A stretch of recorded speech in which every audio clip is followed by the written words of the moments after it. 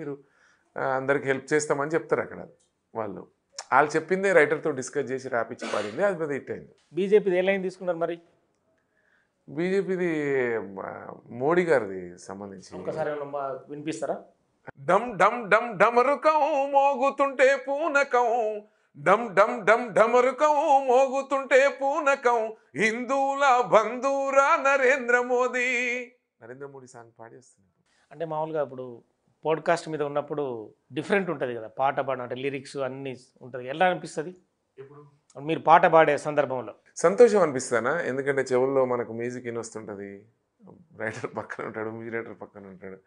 ఇది ఒక్కొక్క లైన్ బాగా పాడాలని ప్రతి పాటకు నేను భయపడుతూ, ప్రతి పాట కొత్త పాట పాడాలంటే భయపడుతూ, అది క్లారిటీగా మ్యూజిక్ డైరెక్టర్కి నచ్చినట్టుగా, రైటర్కి నచ్చినట్టుగా పాడుతున్నా లేనని. వాళ్ళు ఎంత ఏజ్లో చిన్నవాళ్ళు అయినా కూడా వాళ్ళకి రెస్పెక్ట్గా భయపడుతూ ఆ పాట కంప్లీట్ చేయడం బాధ్యత తీసుకుంటాం. అంటే అది ఒక వృత్తి కాబట్టి మనం అందరినీ గౌరవిస్తూ ముందుకు అంతే అంతే తీసుకెళ్ళాలి. అంతే అంతే. వాళ్ళకి నచ్చినట్టుగా ట్యూన్ పాడడం, వాళ్ళని సాటిస్ఫై చేయాలి. ఫస్ట్ ప్రజలందరినీ సాటిస్ఫై చేసినట్టు రాసిన రైటర్ని, మ్యూజిక్ డైరెక్టర్ని సాటిస్ఫై చేయాలనే లక్ష్యంతో ముందుకు సాగుతుంది. ఇప్పుడు జనసేన అధినేత పవన్ కళ్యాణ్ కూడా పాట పాడారు.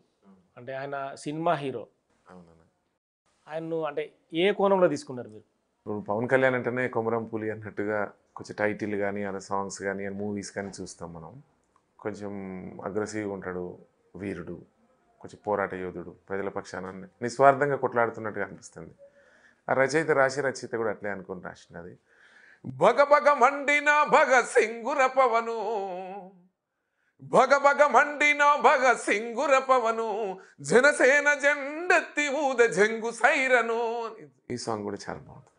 అంటే భగత్ సింగ్ అంటే తీసుకోవడానికి అంటే రైటర్ తీసుకున్నాడు అది. భగ భగ మండే భగత్ సింగ్ అంటే ఇక భగత్ సింగ్తో పోల్చాడంటే ఇక అది మంచి ఫైర్ ఉన్నాడు అని చెప్పినట్టు, జాతీయ నేత కదా. అంటే ఇప్పుడు మీరు ఈ మధ్య దసరాలో కూడా పాడినట్టు. అవునన్నా, దసరా మూవీలో.